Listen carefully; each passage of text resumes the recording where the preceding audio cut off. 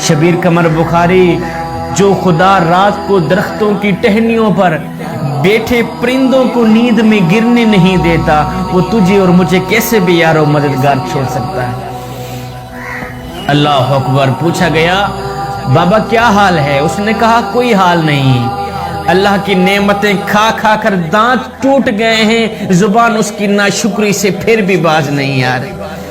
زندگی ملی تھی رب کی عبادت کرنے کے لیے، رب کو راضی کرنے کے لیے، مگر گزر رہی ہے کاغذ کے ٹکڑے کمانے کے لیے۔ ایک بزرگ کی آنکھوں کا آپریشن ہوا نا، تو ڈاکٹر نے کچھ دنوں کے لیے سجدہ کرنے سے روکا۔ بزرگ نے کیا کیا؟ کھانا پینا ہی بند کر دیا۔ گھر والوں نے پوچھا کہ بابا جی ڈاکٹر نے تو آپ کو سجدہ کرنے سے روکا تھا، کھانا کھانے سے تو نہیں روکا تھا۔